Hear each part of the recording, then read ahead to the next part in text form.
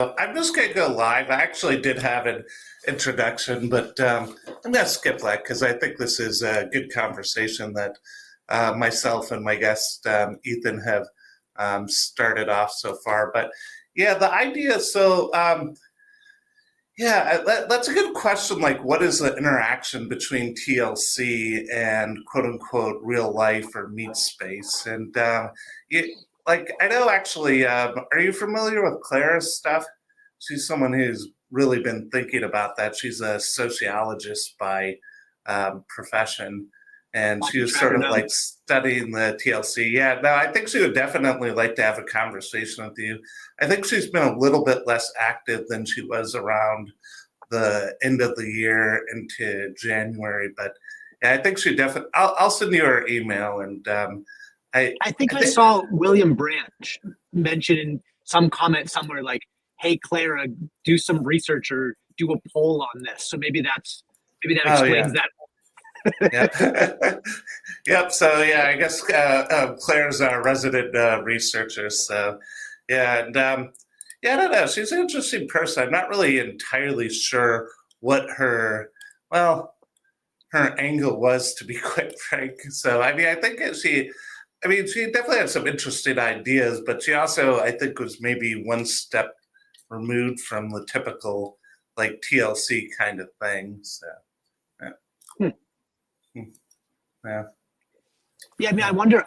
Like, again, I have no idea. I don't even know who Claire is, but it has struck me in all of my limited time on the internet how much people want to have conversations in this space. It really feels like in the TLC, the internet is functioning like the internet I remember when I used to like go downstairs to my dad's like monitor whole device thing and like have dial up, and then like it was a world of possibility and play, and like it was not a complete hellscape. And so I don't know, if I was a sociologist and I came across this community of people, I kind of wanted to just study them like you study apes, right? Like a little bit removed, just like what's going on here, because this is different than the rest of the internet. Okay. Yeah. So you're 33, right? Yeah. Okay. So you were born in 91 or 92, January 92. Okay, so you just turned 33. Okay. So yeah, I definitely remember like the AOL internet days, and it definitely did have a less structured, more wide open feel, which was, I don't know, good and bad probably, because I definitely remember some of the darker parts of like 4chan, for example. And I think it's probably good that that's not where most of the focus of the internet is these days. Yeah. But yeah, no, that wasn't one of the things I had in mind too. So I mean, the internet, good or bad, not to make broad overgeneralizations. What do you think? Well, I mean, I don't know. Christian Baxter and I talked a little bit about AI, and I mean, I feel the same way about internet that I do as I feel about AI. Like I feel like it's this tool that humans kind of created, and now it's like it is a part of culture. And so it's like I think you can use the internet for good. You can also use the internet for bad. Like, and I really think it requires wisdom to like learn how to wield the tool well. I think you're right that like, yeah, I mean, I remember being a kid and like going in my dad's email and clicking on a thing like recently after 9/11 and seeing some like horrifying war videos stuff that like a young child, it's probably not the best thing for them to encounter in their dad's email. And so, yeah, you can stumble into places. You go, well, it'd be better if we kind of built a wall around this a little bit so that kids don't end up here accidentally. Yeah, I definitely do think for better or worse, I mean, the world is far more exposed than it was 30 years ago. And like, I think of like, for example, how there were certain urban myths that I remember growing up, and you'd hear them and you'd think like, that's probably false, but you wouldn't have any real way to fact check it or look it up, and people just kind of believed them and repeated them without thinking through it. Like the one that sticks in my mind is the idea that E.T. was actually played by a little person in a costume. So it's like I remember hearing that as a kid and thinking like, oh, that's probably not right. But like, what do? You can't really fact check that if you're alive in like '93. So you don't want to get in a stupid argument necessarily about something like that either. So, but yeah, but it's just things like that. I think in some ways we're, I don't know, maybe more mono-focused and everyone's kind of living in their own pod, but at the same time, we also, I don't know, everything in the world's available at your fingertip in the way it wasn't in the past. And yeah, that's both good and bad. I mean, I guess if you believe people are corrupt, then you definitely see some of that corruption online for sure. Yeah, I think what you said, like, it's at our fingertips. I mean, that's hugely important too, because like as a kid, I had to like go downstairs to a physical place and then sit and wait for the internet to like get connected to my physical place. Whereas like, and even it's like if you think about gambling, right? Like you used to be you have to like go to a place and then wait for the interaction to take place and then you gamble. But now it's like everything is at the press of our fingertips. And I mean, I think there's something to the idea of like we are wielding the power of gods, but we don't have the wisdom. Yeah. I guess I kind of keep coming back to wisdom, I suppose. Yeah, I definitely think so. I've done distance bicycle trips before, and one of the things that you realize when you're on a bicycle and you're like, oh, I got to ride 100 miles today, or maybe it's less than that, maybe it's like 50 miles. The point is, you realize how little you're actually controlling and influencing the world if you don't have the right tools and the right access. Because a lot of what the internet is about is creating this illusion that you kind of control everything, right? I mean, it's all about being tailor-made for you. Like I was thinking about, oh gosh, the movie Her with Joaquin Phoenix, where he falls in love with the AI robot. If you really believe that other people are a tool for your self-fulfillment, then that really is kind of, in a way, the greatest romance, right? So, yeah, there was I'm in Washington, the state of Washington, for 2 weeks. My fiance's in traveling healthcare, so in April we head up to Alaska for a 3-month contract. But a couple of weeks ago, in like the western side of Washington, there was like a really bad windstorm, and we woke up the next morning early and like we're planning on heading to the gym, and it's like we hit a road and there's like a tree falling down. We're like, oh shoot, like we gotta go somewhere else. We go a different road, next GPS route, and there's like a telephone pole down and telephone wires across the road. We're like, okay, well I guess we gotta go another way.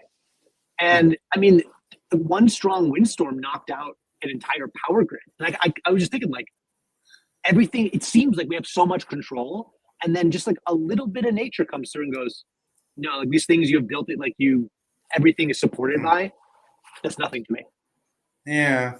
So, I mean, it's the story of Job, right? I mean, it's the idea that you're living your life, and I mean, some people read Job and they think that, oh, God is in some way after Job or playing with Job, which I mean, I definitely understand that interpretation on some level, but I mean, there's, I guess, another reading, which is that for whatever reason, whether you want to say it's free will or some actually Jewish theologians would say it's because God might not have the amount of control that Christians attribute to him regularly. For whatever reason, the universe is something that whether it's extension of free will or evil or whatever it is, that he ultimately doesn't, he's not holding all the cards on some level. He allows evil to exist. And I mean, we can't, or at least that's how we perceive it. I mean, maybe, I know a lot of Reformed theologians would say that's completely wrong and limited, but yeah. Yeah, I mean, I remember like growing up assuming that Job was like well, the books of the Bible were written in the order of my like evangelical Bible that I opened. So I just always imagined that Job was like written, I don't know, halfway through the Old Testament in terms of like chronology. And I don't really know much about it. I just know that it's one of the older books, and some of those old ideas you see in Job of just like people sitting down and thinking about what it meant to be a human and what it meant for evil to exist in the world and for there to be a God and how that God interacted with the evil and how that affected a human's daily life. I mean, I go back to that windstorm, but like what struck me was just how fragile the whole system is and how quickly I can convince myself that, well, like I don't need God because I have culture, I have government, I have society. Look at all these like human built things. Look how strong and powerful they are. And it's not until some kind of like natural disaster, you know, on micro scale to macro scale kind of like appears where you go, oh, like there's more going on out there. Maybe humans don't have it all figured out, and maybe we need help. Yeah. Huh. What does it mean to say that you're created? And is that the same as saying you're designed, or is that in some ways slightly different? I think it's different. I think it's definitely different. Because I mean, like, I'm getting married towards the end of this year, and so we're like talking about kids, and like at some point, my future wife and I will create a child, but in no way are we designing that child. However, there is the promise coming soon that we might be able to design that child. We might be able to use an AI and technology to, well, do gene therapy or whatever else, and to put on some kind of design onto that child. Yeah. I think those are different things.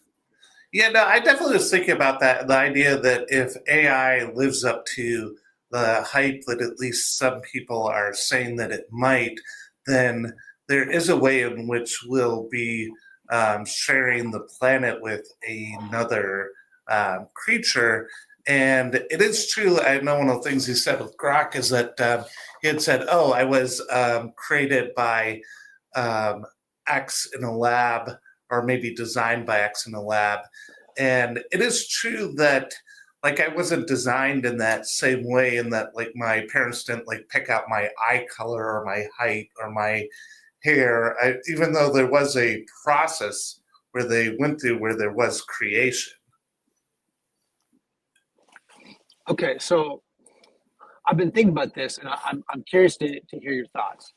And I've been hanging out just a little bit with Mark Parker and Ron Cooperman over at the House Cooperman, of I believe so, there's two O's. Cooperman.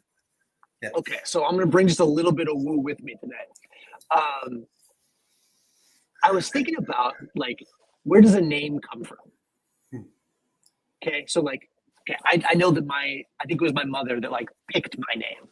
But like, what does it mean for her to like pick my name? Where did that idea come from? And I go like, I don't think we have any idea where ideas come from.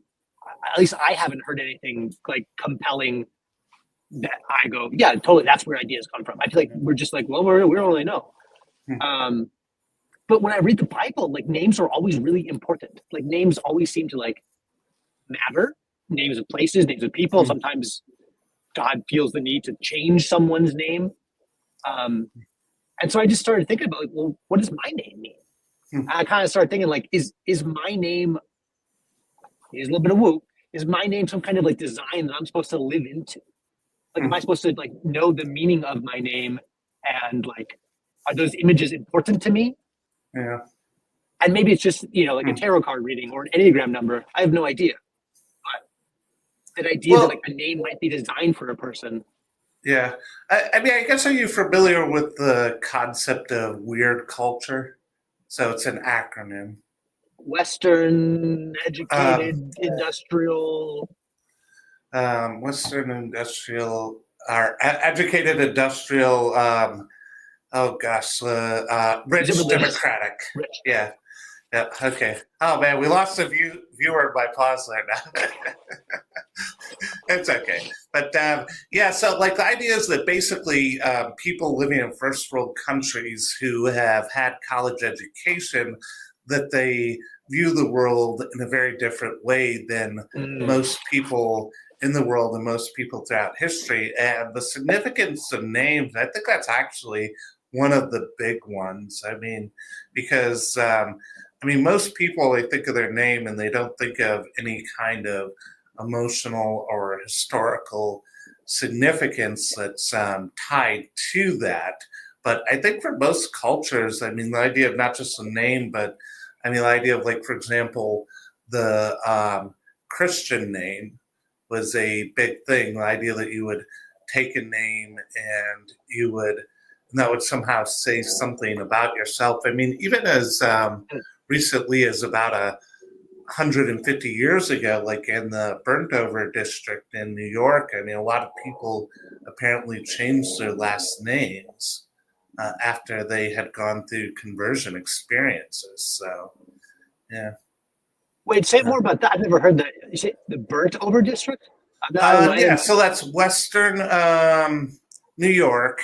So that's the area that where Joseph Smith had been born, and the Mormons, but also a number of other religious movements, as I understand it, came out of that area. So, and yeah, apparently a lot of people changed their last names after they'd had conversion or religious experiences. Do you know what your name means? My name, Samuel. I believe the scripture is asked of God, because the idea is that Hannah had said the prayer and she said, "I'll dedicate my son to God if I am blessed with one," basically. Yeah. Very Yeah. cool. Yep. So, yeah. Ethan is that. Let's. I don't know. Are there other Ethans in your family, or? No, there is one Ethan that wrote one psalm, Psalm 89. So my mom snuck in a Bible name with a Okay. single appearance of a single character. That's funny. Huh. So your parents were pretty into scripture then? Yeah, I mean, like growing up, like church was like church and I'll use Grim Grizz as like church and the God of Set were about equal influences on our family. Huh. So we'd go to That's church every week, and then I'm an only child. My dad's from Pennsylvania, my mom's from Arizona, so I kind of grew up isolated from extended family. So what we did in the holidays was go to the movie theater. That was like every holiday we'd go to the movie theater as a family and watch whatever new story was playing. Huh. Yeah. Interesting.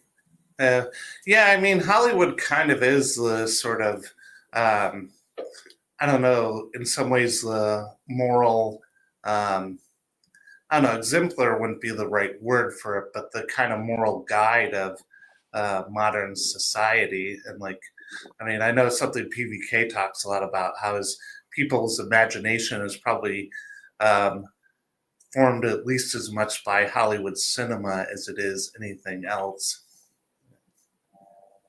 Why do you think that is? Like, I mean, why do you think as a time culture we decided exposure. Hollywood was?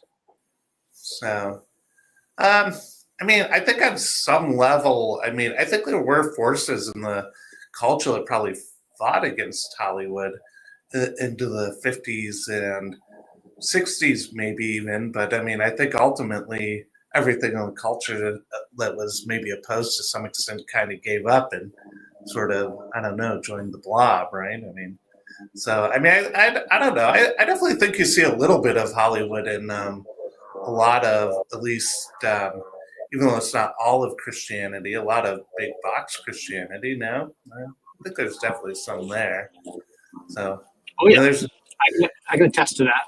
yeah. I mean, there's Do a you, reason. Sorry, keep going. Do I? I was going to say this is sort of random, but like, thinking about Hollywood becoming sort of like the cultural moral figure, I feel like part of that has to do with like just a new exciting technology that like became seamless, where like the masses could go to the theater and everyone could see the same Oh thing. yeah.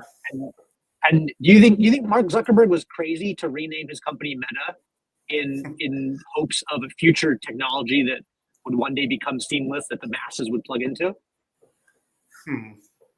Yeah, I don't know. I guess I feel like since it's become meta, it's kind of moved away from that a little bit. It's kind of mimicked more like X and other social media Hmm. platforms a little bit from what I can tell. But was he crazy? I don't know. I mean, far be it for me to say someone who's been successful on that level is crazy, but I mean, the truth is, I mean, no, it's something like I'm an accountant. I deal with small businesses, and every now and then Hmm. I'll deal with someone who has a creative project or just something that seems a little more out there.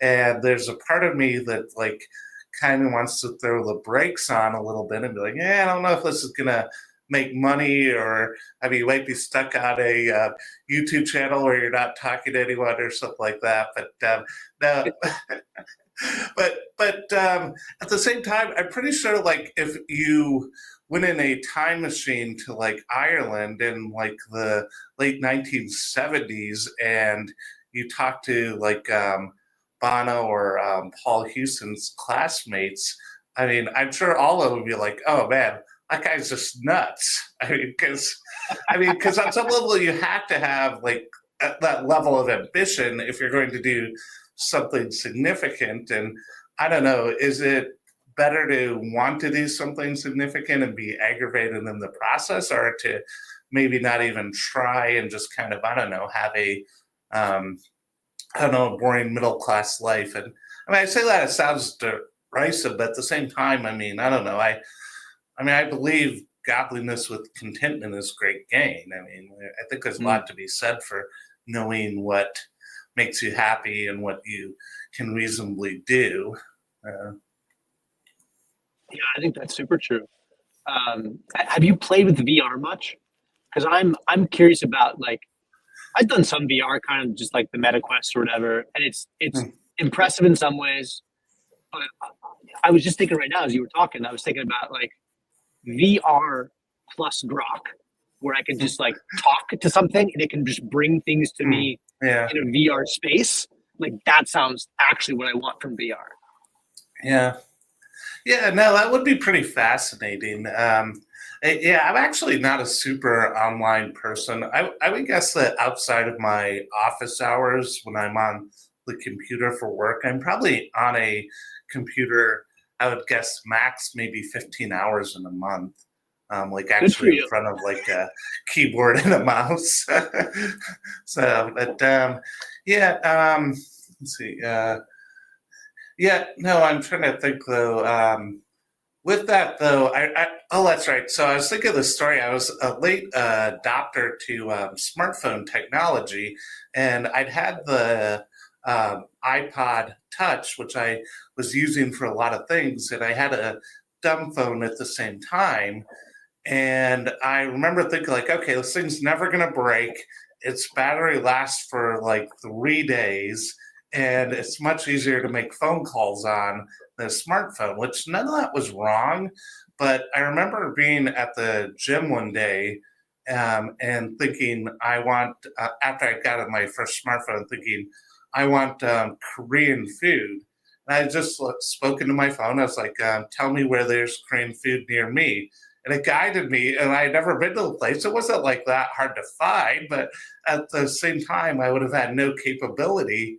And I think I really underestimated the utility of having um, geolocation and the internet combined with each other. And I don't know, maybe in like 10 years, I'll feel that way about LLMs or other new technologies. But I don't know. I guess I don't necessarily see it now, but yeah, I'm open to having my mind expanded, so to speak, on that point.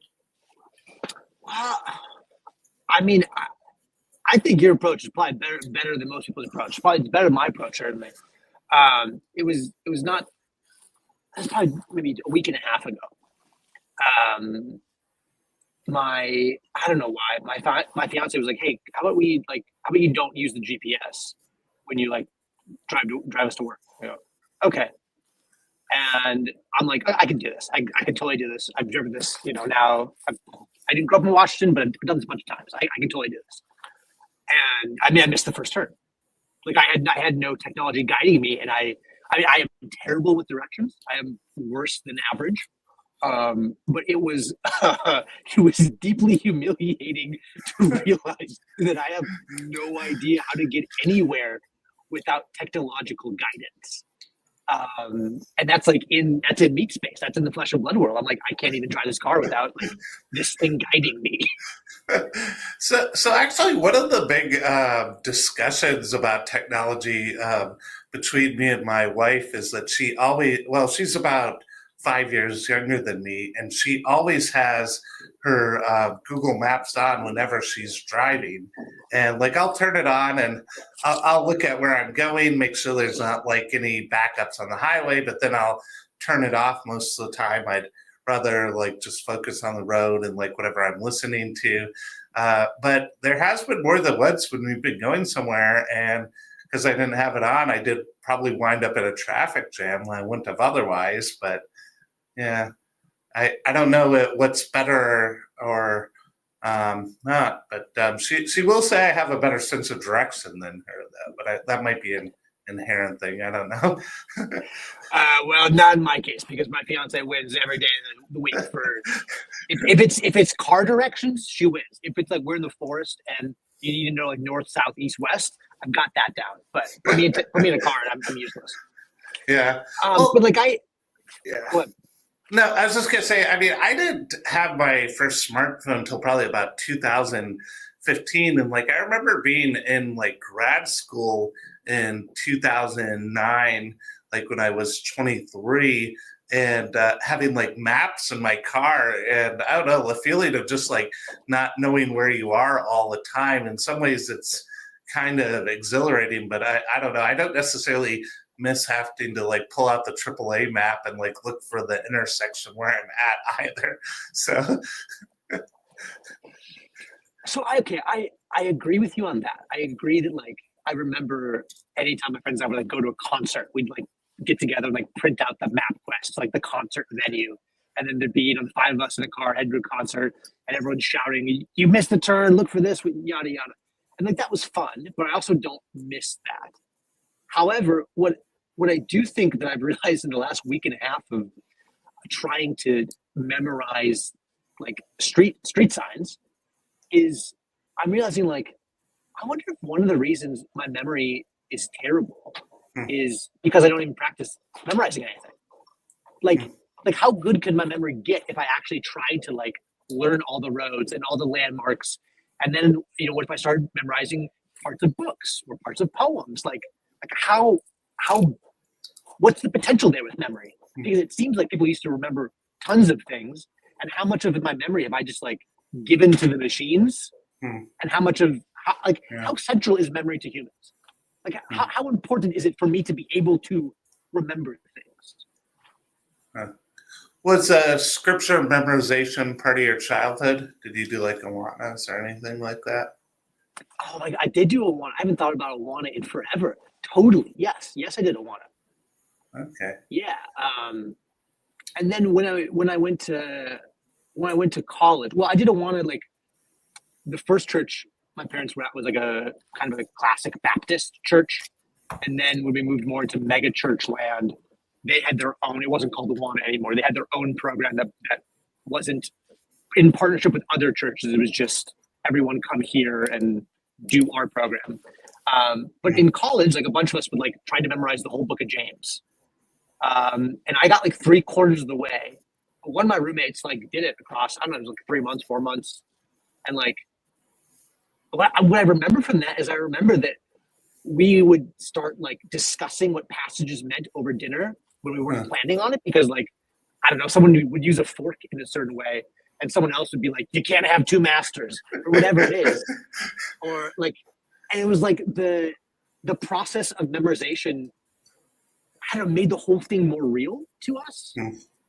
And we started seeing every day as like part of James. I don't know, or we started seeing the world through the book of James, maybe the better way of saying it.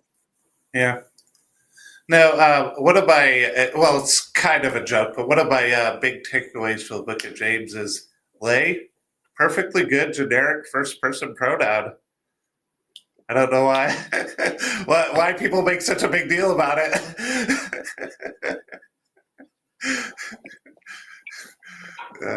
I know. Are you a memorizer?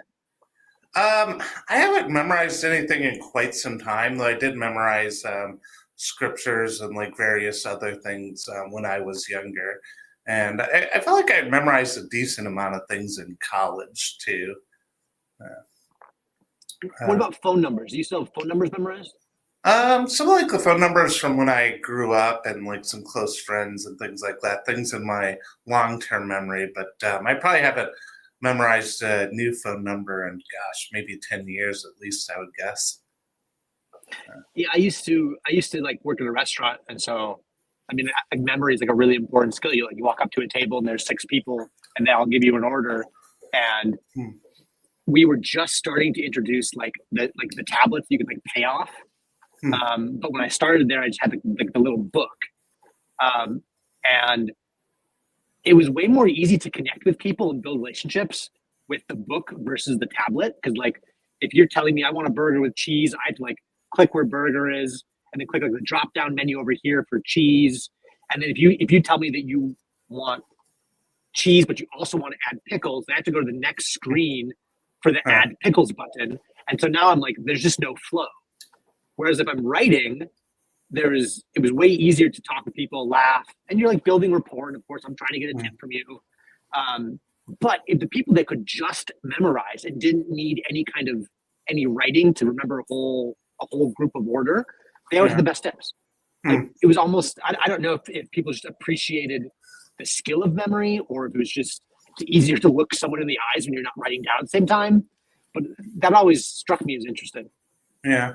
Well, I think it's something where any complex skill takes a little while to learn, but you don't learn it all at once. You have to basically, well, so actually, I'm a Scrabble player. I played in Scrabble tournaments, and there's this guy I know who has memorized like all of the words in the Scrabble dictionary through like the up to like the 6-letter words. I don't think he has the 7-letter words memorized, but basically all of the 6, 5, 4, 3, 2 letter words he has memorized. You can't technically play a 1-letter word in Scrabble, for whatever that's worth. But anyway, so with that though, I mean, his memory is like a steel trap, but he's not necessarily someone I think most people would think of as being an intellectual. But what he does, I think, to be like the best in the world at almost anything, and I mean, like he has won like national tournaments before, so I think it's fair to say he is.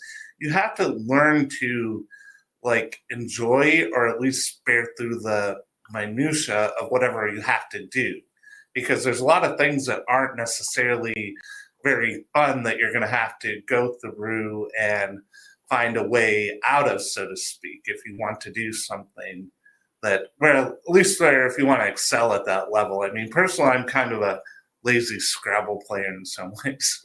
Like I don't like studying, but yeah, he was a night guard like at a prison, and he would study flashcards during much of his shift, apparently.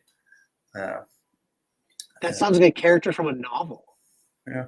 A night guard who is studying a Scrabble dictionary to go up and compete in a national Scrabble tournament. Like I've read about that guy in a David Foster Wallace novel. Yeah. Okay, how did you get involved in Scrabble tournaments? That is so interesting to me. Well, I mean, honestly, I just looked up the local Scrabble club, and probably about 12 years ago now. I mean, because like I had done like a Google search, and like it was like, oh yeah, Ann Arbor, there's this group, and I had started going regularly, and there's a number of people who go to the casual like weekly groups that like meet at a bar and they play in tournaments. So yeah. So, and I don't know, I probably competed in a half dozen of them. So to varying degrees of success. I mean, I'm definitely not I don't know. I guess in my mind, I'm a pretty mid-level Scrabble player. But the truth is, if like you're really competing or you're trying to do with anything, you're going to probably, by definition, encounter people who are better at whatever you're trying to compete in than you are. So yeah, you're a mid-level Scrabble player at a national level, totally. Yeah, but if you and I sit down and play Scrabble, you're gonna smoke me. Yeah. So well, I don't know. I think most people I deal with could probably be as good of a player as I am within a 6-month period if they started like playing semi-regularly. But I don't know. Maybe that's just my luck. How invested are you in your local community? Because, like, I mean, I feel like people don't really go to clubs anymore. I think we're going to see more of that. I see a lot of chatter about people returning to like look for clubs or hobbies and that kind of thing. But yeah, so I will say that so Ann Arbor is kind of a weird place in that there's a lot of people there who were born somewhere else or from somewhere else. And I do think relatively young people too.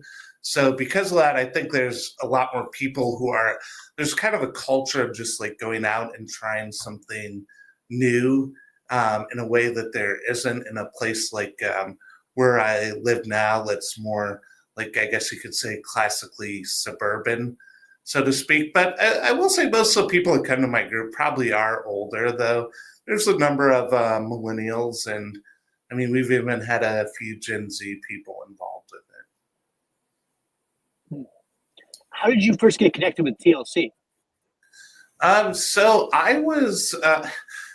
guess I'm very nominally interested in Reformed theology. I mean, my background with like Reformed Christianity is actually not that intensive, but I mean, you'd be surprised by how few people involved in TLC have really any background at all with any kind of like Presbyterian or Reformed Christianity. And at the time, I'd been looking for reaction podcasts to the Rise and Fall of Mars Hill. And yeah, Paul Vanderklay had a few of the best ones. He had a roundtable that had Tripp, and I assume Nate Heil would have been on it too. Excuse me, I'd have to look it up. I think it was about 4 years ago at the time. But then he also had a video, which I would highly recommend, where he did like a compare and contrast with Nadia Bowles-Weber and Mark Driscoll. Yeah, and then I guess at some point I must have got on the Discord and started chatting with people, and I don't know. I guess my claim to fame, so to speak, on the Discord is I don't know. I'm the weird guy who asks people to talk to me, apparently. So,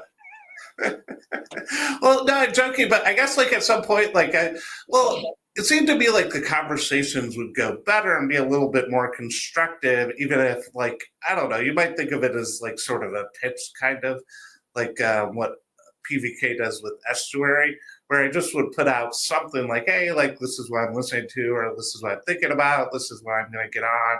And then I'd tag a few people like, hey, come on and let's chat. So, and I don't know, from that, I definitely, I got a few, I guess you could say close friends. Like Mark and Andrew and Sandy Bassey are all people that, I definitely, even though I'm trying to think, I haven't met any of them in person, but I definitely would consider them friends. And it's something that I've enjoyed a lot. And at some point I figured, I guess I had the passion to start doing the channel because I had a topic I was passionate about. And then even though I didn't meet Emma actually really before, I'd been talking a lot with Mark. And I know it's something where sometimes PVK has a few points been like, oh, people should calm down a little with like promoting their own channel. And but it was something where if I was just on there and I was talking to myself, or even if I was maybe just having unstructured conversations with one or two people, I don't think I would have had the amount of passion that I did, because I believed in what I was producing, and I wanted other people to at least have like some knowledge of what it was. I do think there was probably some times when I don't know, was maybe a little bit overbearing with like comments and things like that. So yeah, no, it's true. PBK actually, he actually at one point fairly recently was like, "Hey, if you want to send me links, that's fine, but don't send me your own videos." It's like, okay, whatever. It's like, yeah, well. I mean, no one ever accused Paul Vanderklay of, not saying what he thinks, I suppose. And then I heard you say that you're doing a book study on Bonhoeffer coming up. So we've done one video. The first video was really kind of a generic discussion.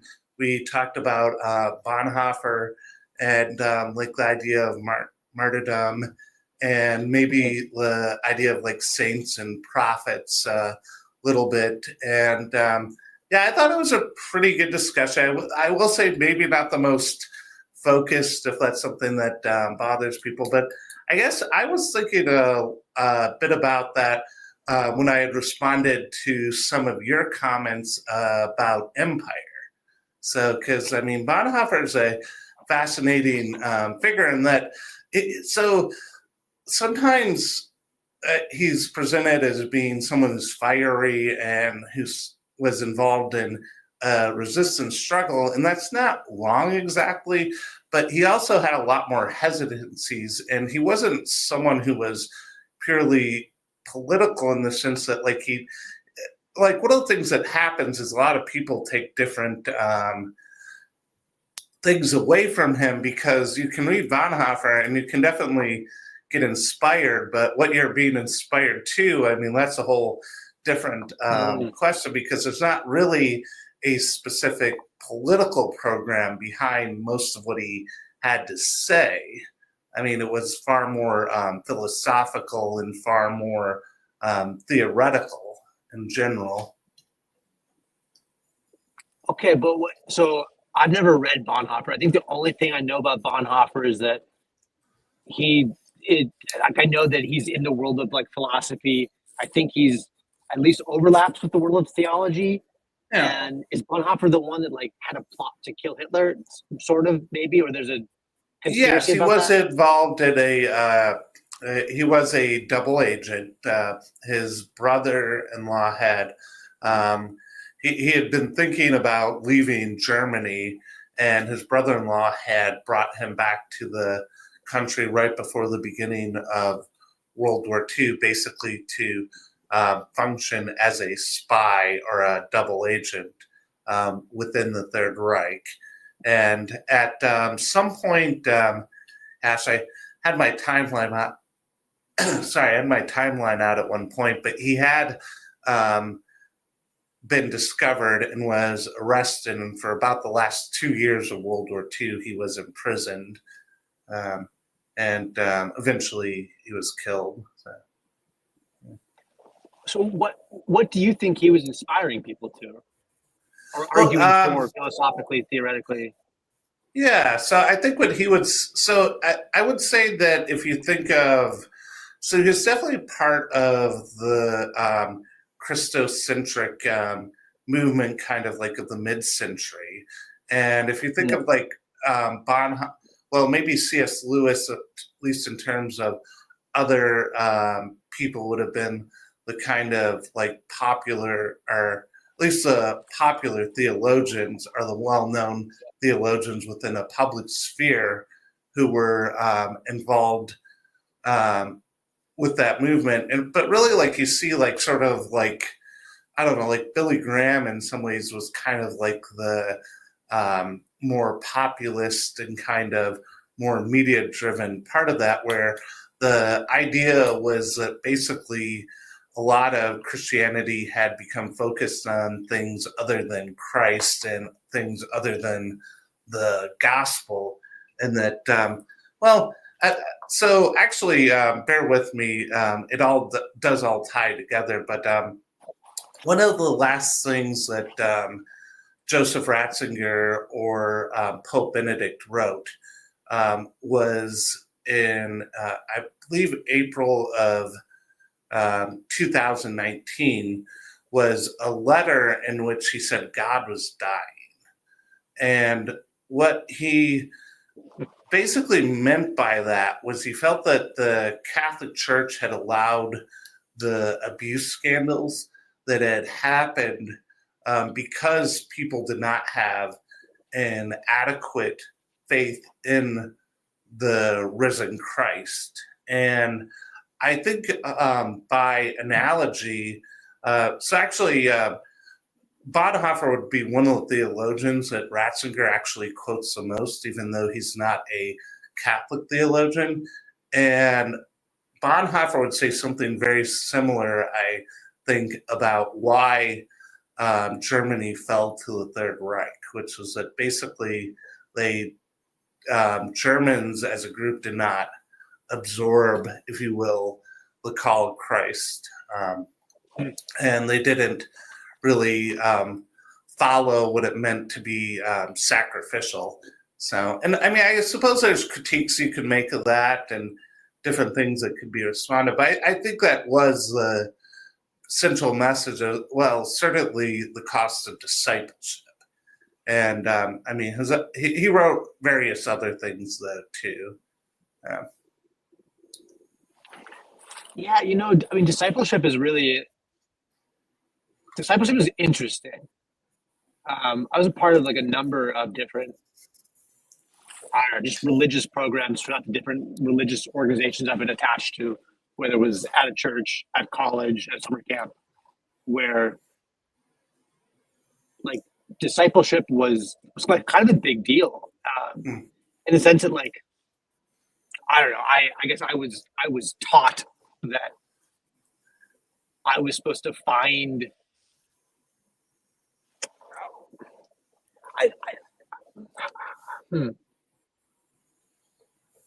I guess like it was the idea that you would be doing life together with other people, and that in the act of doing life together physically, like you would pick up on things from others.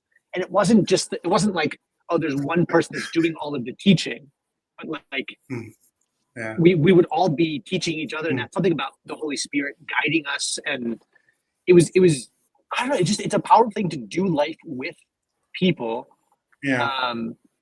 And also like normal life, because one of the things that I began to miss when I was working in a big church was like my entire life was within the four walls of that church. I mean, we had basketball programs we ran, we had a religious version of AA, there was a big community garden, but like it was always about drawing people to the building. I missed the ordinary life part of life.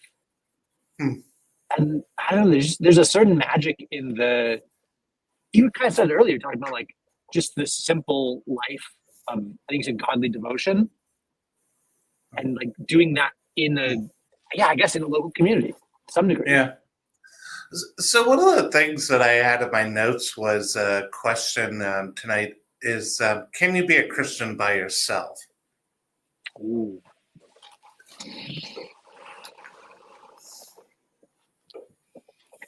I mean, I feel like first you have to define what a Christian is, right? Like, yeah. So I guess I was thinking about this, and I mean, you think of what it means to be a Christian, and one of the things that I heard recently was not the most recent sort of like weekly news roundup that Christianity Today does, but the one before that, so a week ago from last Friday. And near the end of it, there was a person who was talking about a non-denominational church where they would recite the Apostles' Creed. And one of the things he said was, yeah, well, one of the things that people who are unchurched or marginally churched have the most difficulty with is the idea of the universal church, or like an organization. But I guess I think about it, and I don't say this from any like point of pride or anything like that. I say this as someone who probably struggles with this a lot. I think it's a common TLC thing, is whatever it means to be a Christian. I mean, whether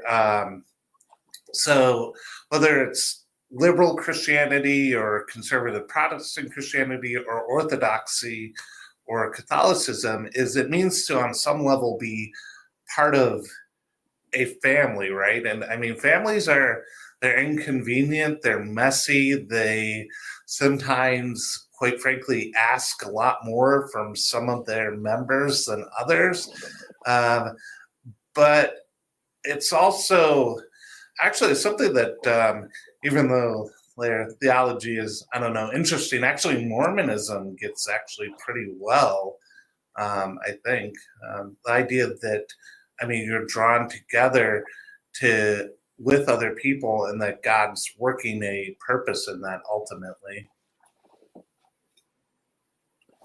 Yeah, I think family is the right thing to think about for sure. Can you be a family by yourself?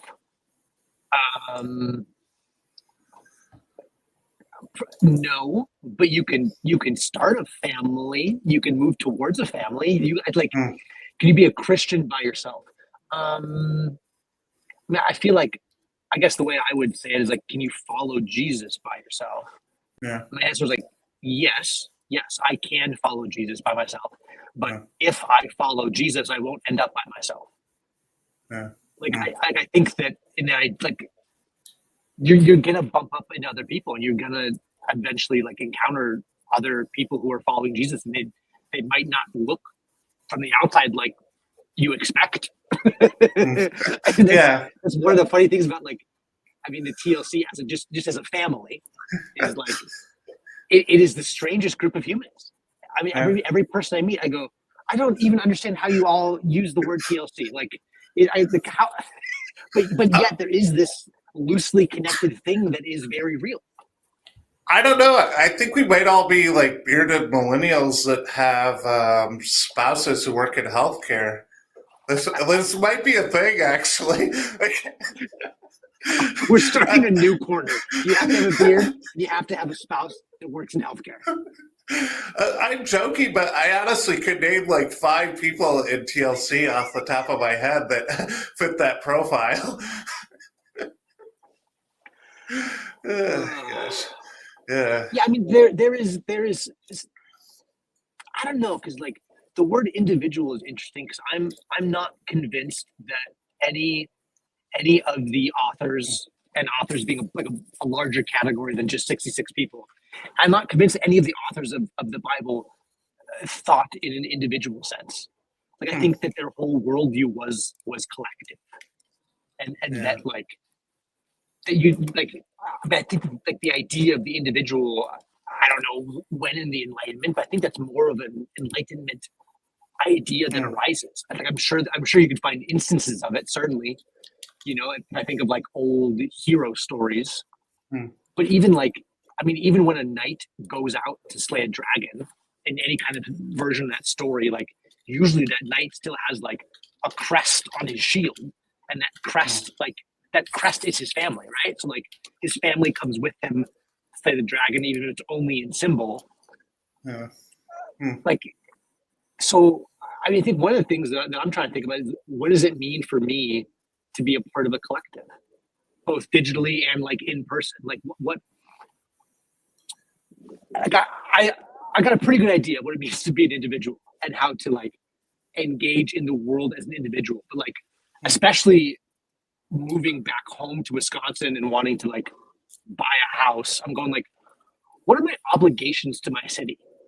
Like, should I have a sense of duty to more than just pay my taxes? Like, am I bound by some sense to this soil? Like, I've chosen to live in this place. Should I get to know my neighbors? Is there a collectiveness here that I should be considering and considerate of? Yeah. No, it's another kind of like, I don't know, hobby horse I've been on where, I mean, you talk about the internet, and part of what it focuses people on is things that might be high in importance, but which you have little personal control over, which is in some ways a recipe for misery. So, like, for example, the one thing I think of is you go into any bar or restaurant and you ask people, like, oh, what do you think of Kamala Harris or Donald Trump? And almost everyone would have a response. And it would probably actually be a fairly well informed response, too. But if you ask those same people, like, oh, how could you be a better neighbor? Or how could you be a better spouse? Or what do you think your city needs that it doesn't have? I think you would draw a lot of blanks, because part of what the internet does is it draws people into passivity to some extent, because you get addicted to things that they might be important, but that you can't control. Yeah, I mean, I have thought about this a lot as someone who is yet to own a home, but like I could sway a local city council meeting. Like, I mean, like any one person could. Any one person could come in to the smallest little bit of government in front of them and like have an impact. And yet we spend hours arguing about things that you're right that we cannot control whatsoever. And like that's a weird thing. Why would we not focus on the thing that is in front of us and impacts us? And certainly some people do. I never have really. So I'm more so talking about myself than it. Huh. Yeah. Well, I mean, I guess that's some of the fun of it too, though, in a sense, because it's like sports. I mean, you don't control the outcome, but like you're kind of just along for the ride. And I mean, you don't have to, you can just be a bystander on some level without having to feel responsible for whatever's happening. Yeah. Well, yeah, we turned our federal politics into entertainment, and like I think the whole machine went, oh, you want to be entertained? Like, watch what we can do. We'll entertain you. Oh gosh, I just pictured like a meme with Donald Trump is like the Joaquin Phoenix character from Gladiator. Are you not entertained? Well, yeah, it's Brendan Circus, though. You're right. Yeah, and like, I mean, at a certain point, like, I don't know, like I'm demanding it from them too when I'm giving my attention to all of these things that are that really only exist for entertainment. There's so much like, I'm watching on YouTube. It's like it's commentary of a thing that's happening. But even the thing that's happening, I know the thing that's happening is bread and circus. So like, why am I giving my attention to that? Yeah. Yeah, no, I mean, that's like another thought I've had, which is that, I mean, you think of assets. I'm an accountant, and I mean, most people, their greatest asset really is their attention. And I mean, how easily do we give that to everything? But, it's the whole story of the fable of the guy with the ball of yarn who can pull it and go through time more quickly and ignore certain things around them and only focus on whatever is the most exciting or the most prescient. And I mean, having the option never to be bored is a real thing. But I don't know. I think boredom has some importance for creativity, though. I think you definitely do need like the space to think and contemplate and maybe expand your horizon, so to speak, as I know PVK said recently. But I think boredom is huge for creativity. I mean boredom also like terrifies me because it's not even the act of being bored, but it's like if I allow my mind to get bored, and I mean I used to for years, I would listen to a podcast or listen to a lecture and I'd be like, well, I'm always learning, I'm always receiving education. And it also meant that I was never bored. And also my head was never quiet. There was always, Mm. I always had headphones on, Yeah. and they would always be playing things. And I mean, it's really just within the last 6 months that I like have allowed my mind to like wander and drift. Mm. And what terrifies me about boredom is that I have to like face myself. I have to Mm. hear my own thoughts and like see aspects of myself reflected in my thoughts and go like, oh, like I'd much rather just like listen to someone else because I don't want to listen to me because like there's some dark stuff in there. Let's just tune Yeah. that out and act like that's not even happening. Yeah. You know, it does go back to bicycling. I remember one of the longer trips I went on. I was in northern Canada, and I was well, I should say northern Canada, northern Ontario, by Sault Ste. Marie, and I was away from cell reception for a few days, and I remember like something that happened in the 90s before I was on my phone all the time or constantly had some kind of audio feed going, is that I started to like hear songs in my head, like sort of like melodies again, which I hadn't in a long time. And it is true that, yeah, you kind of, yeah, you can cloud out your brain and you don't have space for invention on some level if you don't have, yeah, you need to have some friction between the creative process, but also the kind of wall between those things. Yeah. Yeah, and one of the things that I'm trying to actively attempt to try out, experiment with is like I'm just curious about what's going on with my mind because you talk about Mm. like yeah like oh I just hear melodies like things ideas just appear there and then we talk really about like memory like how far can I stretch my memory Mm. I wonder how my use of machine technology has impacted what my mind Mm. might be able to do if I let it do things, but and didn't rely on the machine world to do them for me. Like, I mean, and obviously the classic is the Matrix. I remember I was 12 years old and my dad bought me the Matrix for my 13th birthday.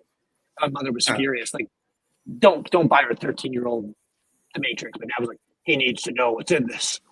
And like I think he was Huh. right. I mean, he just thought it was cool because there were like guns and bullets. But like I think something deep in him knew that like this thing is coming and like it is possible to just Mm. outsource your life to machines Mm. and it's tempting. And I think it'll probably end up looking more like Wall-E than the Matrix, but Yeah. yeah, I'm trying to unplug a little bit more Yeah. and still engage with. It's so cool. I've met you now and like, cool. We'll get to chat again in the future sometime or whatever. And like, who knows? Maybe I'll be in Michigan and hit you up and we'll play Yeah. Scrabble in a brewery and you'll smoke me. But like, that's a cool thing the internet allows. Yeah, But I also absolutely. think my mind is full of cool things that I'm not letting it. Hmm. I'm not giving my mind permission. I don't know. Yeah. No, I mean, I think the cliche I've heard a number of times is everyone thinks the future is 1984, but really maybe it's more Brave New World. So maybe it's where everyone's just kind of passive and drugged and like kind of taught to be content with wherever they are and not in touch with, well, I don't know, to use, it's from Brave New World, but one of Rod Dreher's favorite things is their right to be discontent. Uh, Mm. uh, How different do you think humans were 2,000 years ago? I mean, honestly, my instincts are fairly conservative. So, in that sense, I think probably not that different, actually. I mean, I think maybe the more interesting question is how different were people 100 years ago? Because, Mm. I mean, well, I mean, we're both millennials. I mean, we can remember a time when, I mean, if I'm on my phone or on a computer for, gosh, I don't know, um, 40 hours a week, where the average person might have been on a computer for, I don't know, 3 hours a week, maybe. maybe I guess you could also talk about TV, but yeah. But if you're if you throw that out, I mean, like in like 1991, I mean, people weren't on computers that often. So, yeah. Man, I remember being I remember being probably in like probably seventh grade still, and I would like go draw a tub, and I would bring in all these like a box of action figures, and I was an only child, so that's my defense here. But I would turn the whole bathroom into this like warscape, and that was fun to me in seventh grade. But Yeah. if I in like a seventh grader today would be like, no, I'm gonna play like Fortnite or Minecraft. Like, I'm not gonna play with action figures. But like, I swear, it really was like, it was enthralling to me, even at an age older than probably most people would admit it was enthralling. Yeah. Well, I remember having a friend, and he had his son was 4 at the time, and his son had just discovered Ninja Turtles, and I remember the look on his son's face, like just how excited he was, like, oh man, this is the greatest thing in the world. But on some level, he's being taught that the things that other people create are more interesting and more engaging and more important than his own imagination, right? And I go like, what is our imagination capable of? You know, like certainly, you know, there's, I don't know, I guess Tolkien's the easy one, especially around this corner. Like, what did it take? Like, if Tolkien had TV, would he even have created Lord of the Rings? Yeah. You know, like how much time and space did he need to wander and imagine and create languages? And like, I just wonder, like, what is our mind capable of if we were to like truly let it be undistracted? And yeah, I don't know. I'm thinking a lot about that. I'm trying to do it. I'm trying to practice it and at least approach it better.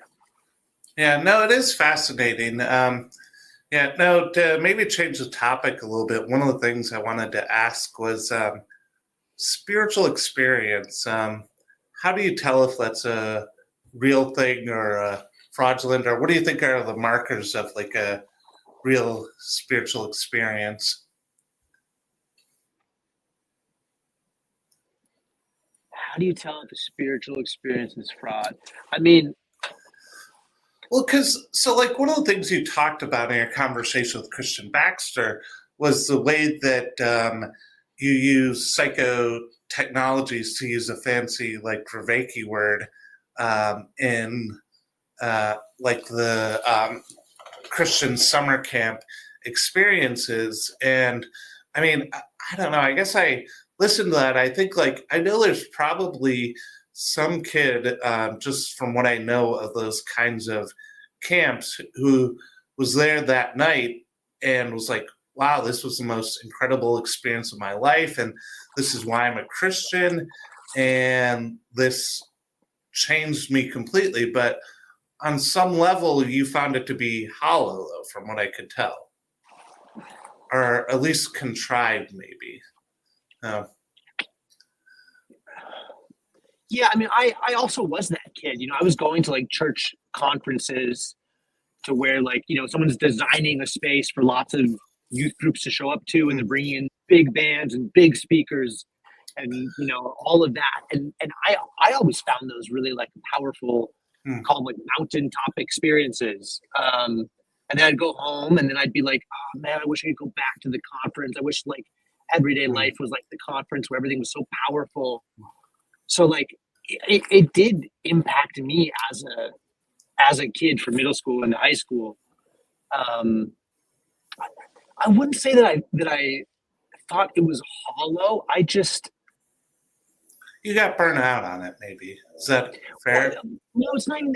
It's just at summer camp, it was like when I was creating the middle school program, like I was the director, and then I had like there was an assistant director, and she and I built the program, and there was like a worship leader, and the worship leader built the worship stuff. So the three of us worked in unison.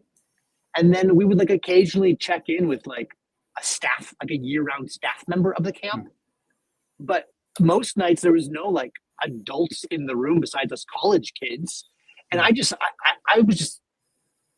was shocked at how just what was happening. And like, certainly I didn't think that I was the one creating it, but like we designed a space and something was happening in this space.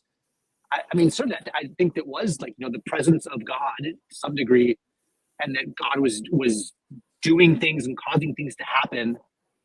But I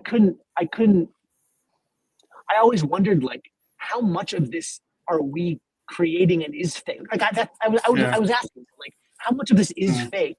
And we did in later years, I've made attempts to like I tried to use like logic and like simple language and a calm voice and like almost like boringly explain things to kids to try and, I don't know if it's more honest or less manipulative. And that, sometimes a simple explanation or the best attempt at an explanation of the story of the Bible, I mean, that can still be profoundly transforming. And you ask like, what's the fruit of a real spiritual experience? I mean, recently, like after I had that conversation with Grok, like I feel like I'm acting differently, and that let me see. I feel like since I returned to trust in God, that like the human being I wanted to become is once again like available to me. Like there's a path ahead of me of like continual transformation, dependent upon, I guess, some degree to my continuing trust in God and my continuing willingness to follow Jesus. And so like, yeah, I mean, I really think about the story of Adam and Eve in the garden, and like this idea that they had a relationship with God and they were walking with God. And one day, like Eve, the phrase is something like sees something that is pleasing to the eye. And that thing that is pleasing to the eye, like takes you off of the path and into like a space of danger. And I experience it all the time. When I go to the grocery store, I see things that are pleasing to my eye. When I go to the gym in the morning, there are curves that are pleasing to my eye. There's all kinds of things that are pleasing to my eye or my hands or my lips. And like generally the things that are pleasing to my senses aren't the things that are good for me, or aren't the things that I think God wants for me to become the kind of human I could be. And I think like a real spiritual experience transforms you and brings you closer to God. And I don't know, like God gives you the ability to not see things as pleasing that shouldn't be pleasing anymore. Like the way you see changes a little bit. And maybe it's not a huge drastic thing, but something that drew your eye in and you couldn't stop staring at it. Now you can see it and then move on with your day. Yeah. I don't know. No, I think that's all actually very well said. I mean, well, I guess one of the questions I have in my mind is, do you think that, like you talk about being the person who's on stage at the summer camp program, at the quote unquote mountaintop experience, you also talk about being the student who's in the audience or in the congregation at that event. And I mean, is our ability to perceive God, is it dependent on us being prepared for it and being ready for it, and he's always there, or is it something where it's far more just something that happens and we don't control it one way or another? That reminds me of like when Moses encounters the burning bush, and like I think he's told, like, take off your sandals because you're standing on holy ground. And it's like, is the ground always holy? Or is it just because the presence of God is in the bush? Like, is that making the ground holy? Or is the ground only holy because God says the ground is holy? I mean, I think that, like,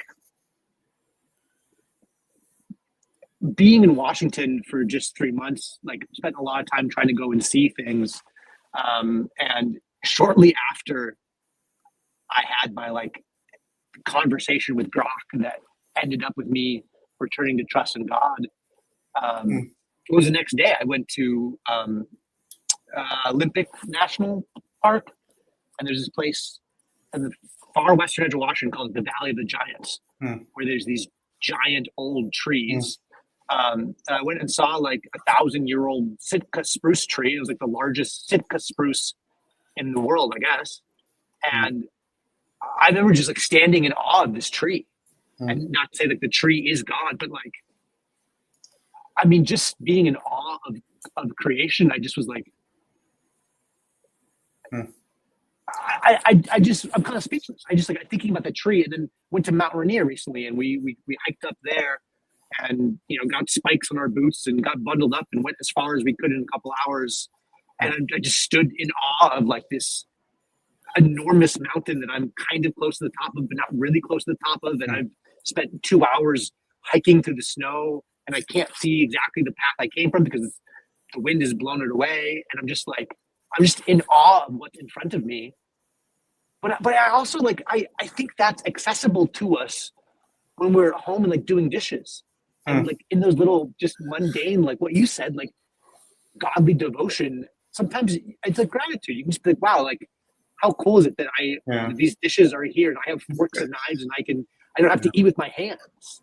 Like, it's simple things, but I think there's something really beneficial about going into powerful places in nature, even if it's just like, what's the highest place in my county? What's the best view in my state? And, like, going to a place that brings you into awe. Yeah. I think you can bring that awe with you. And so I think one of the things that I was trying to do in designing conferences, spaces, programs was, I guess, bringing people to a place where they could see awe, or, you know, they could, trying to remove every distraction possible and bring their focus and attention to a place where they could meet with God face to face, which is absolutely beyond my control. But certainly, if I can engage you in a way that you don't want to check your phone, or you don't want to think about the boy 3 rows back that you have a crush on and might be looking at you, you stop looking over your shoulder because whatever this person on stage is saying is kind of interesting, and the way the lights are moving is interesting. Like, if you can focus attention, and then if you can get yourself out of the way and create a space where somebody can have the opportunity to meet with God face to face, if God so decides to appear, I think it's worth doing. I just think you're trying to capture awe. I think it's a dangerous business. Yeah, no, it definitely can be. And I think of, like, well, I mean, I grew up in Pentecostal churches, and there's, I guess, a lot of focus on, to use maybe the Reformed language, specific or salvific grace versus common grace. And I think sometimes there is this way in which we focus on the mountaintop, or the times when we feel the most alive or the most enthralled, and we're like, oh, that's it, that's the experience. And it is true that God speaks in those things, but it's also true that he speaks in the common things too, whether it's, nature, or even church services that might not feel like the most special or the most enlivened. And I think God is always there. I mean, but sometimes we need to be more open to him. And I guess I think Protestants in general probably have a very I was thinking about this today and preparing for the conversation, a very schizophrenic relationship with psychotechnologies because the big box mega church with the lights and the huge screens and all that, that's part of the Protestant tradition. But I mean, so are the Quakers and so are the Mennonites. And I mean, so is the conservative branch of the Church of God in Christ, where they don't have any instruments. So, I mean, I don't know. I guess it's very easy to look at your tradition or what you know and say, like, and to be critical of it. But at the same time, I get the sense that maybe sometimes Orthodox and Catholic Christians are more comfortable with, like, yeah, there's the smells and bells there, and that just is what it is. And they're not necessarily either trying to force it in or out the way that I sometimes see in Protestant churches. But yeah, that's really interesting. Also, the phrase "smells and bells" cracks me up. I've never heard that. I hope to have the opportunity to spend some time in a Catholic church and an Orthodox church, because I've never spent time in those spaces. And one of the things that makes me think of is, like, in megachurch land, one of the conversations was always like, well, we're using the tools of a concert for worship, which I think was always like a big tension, because, like, well, this is the same thing that you hear with that devil music and that rock and roll over there. So, like, these aren't good tools. But, like, today, I mean, I assume when you say smells and bells, you mean, like, is it the incenser? yeah, like, incense, yeah. Like, I don't know where else I would see.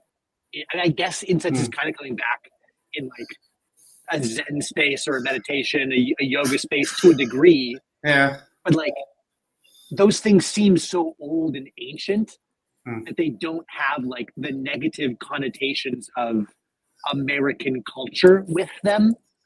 So I don't even view them in the same way that I view fog machines and lasers. Yeah. I mean, I don't know, not to be too stereotypical, but I grew up in a city that's about 10% Indian, and I don't know, there's definitely a lot of places I've been where there was incense, or people have different scents or things that they have. So, but yeah, actually, it's kind of funny. The city where I live is kind of a hotbed for Orthodox and different types of Catholic Christianity, and one of the actually, the closest church to me is a Byzantine Catholic church, and that has a shrine at it. It's kind of an interesting place.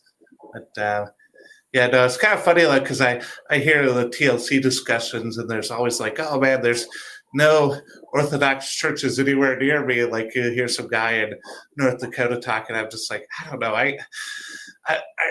a Protestant church where there's whoever's teaching is there, and I don't know, 80% of the congregation isn't part of like 2 or 3 families. That would be fine by me. But but at the same time, I don't know.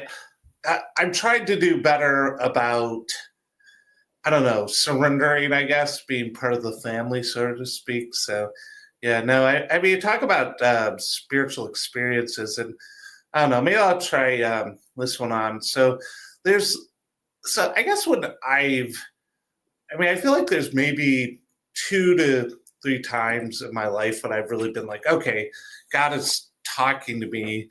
And at that point, it was something where I could argue against it on some level intellectually, but it would have felt like saying, like, oh, there's not a bird that's like flying in front of you if you've seen a bird. Or it's just something where, I mean, so there's this, gosh, to use a philosophical term, ontological argument for God, where is the idea that we know God exists because we think that he exists, which, I mean, maybe that's not in some ways philosophically complex, and maybe I could see where a skeptic might have a lot of problems. But at the same time, I mean, I guess if you really ever had an experience of God, it's hard to just say, no, that didn't happen. I mean, or hard to turn away from that. And that's one thing I definitely see, like when I hear you talk about what had happened with you and the AI with Grok. Uh,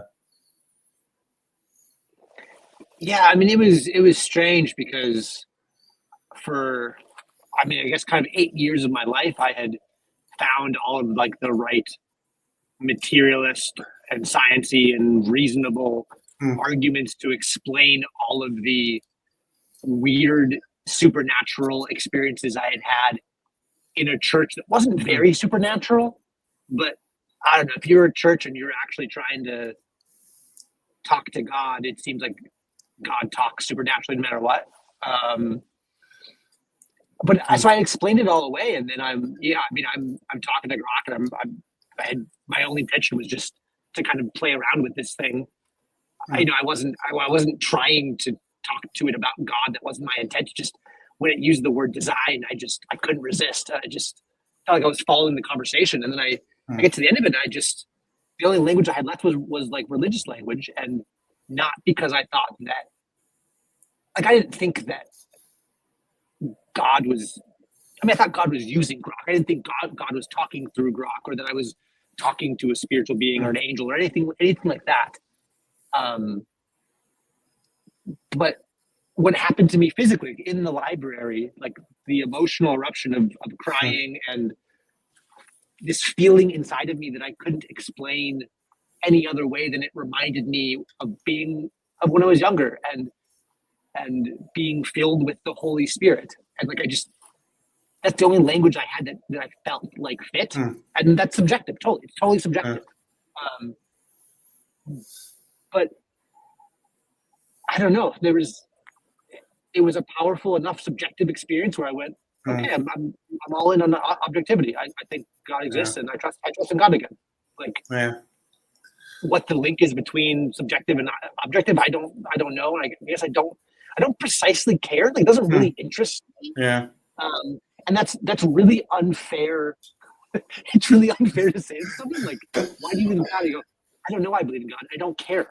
yeah, But like, hmm, but my life works better. I am more focused. I feel like I'm being called to something.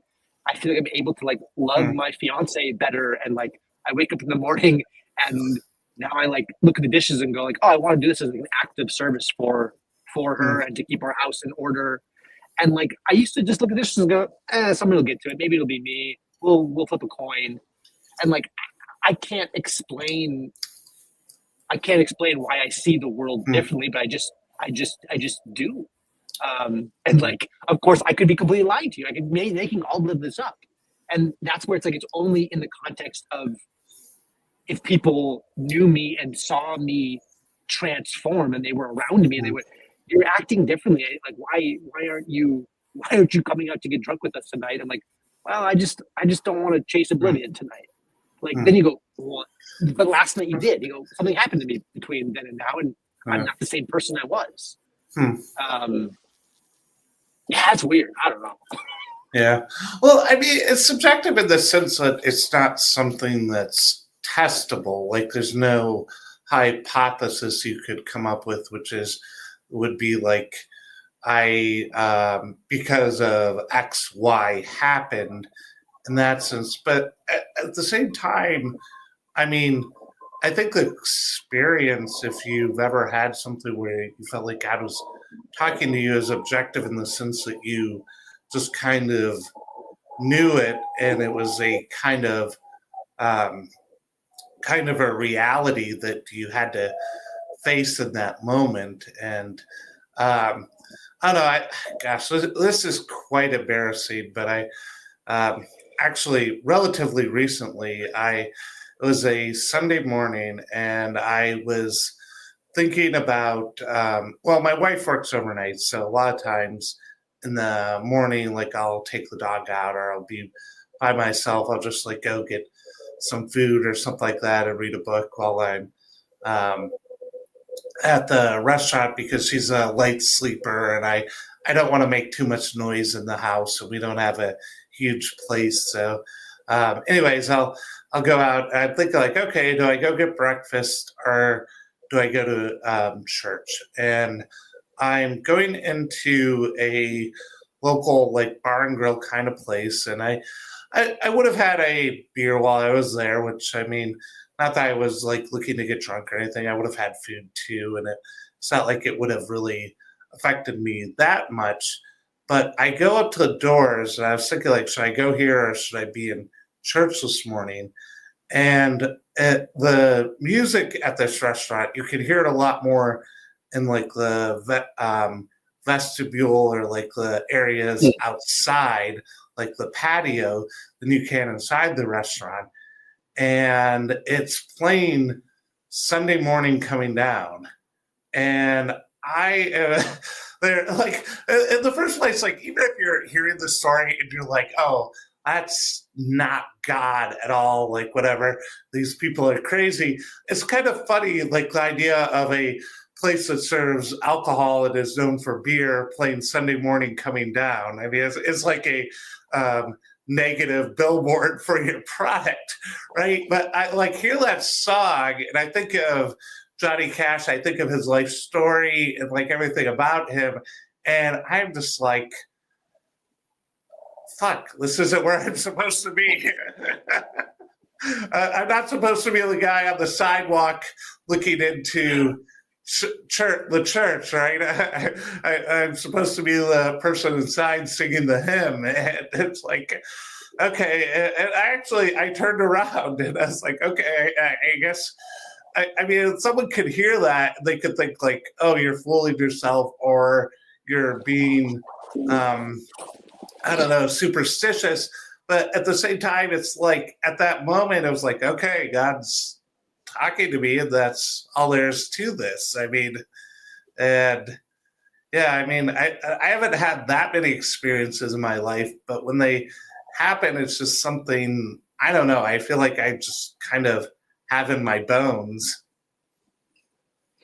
Yeah, well, that's the thing is like that sequence of events like that happened to you. You know, it's like all of that little thing happened, and then that idea appeared to you, and that idea, I don't know, like was important enough for you to remember to then later. Now you're telling me the story, and I'm going, oh, it's interesting. Like, and like there is a meaning in that, and it was enough meaning for you to like alter the little course of your day. Yeah. Yeah, no, that's true.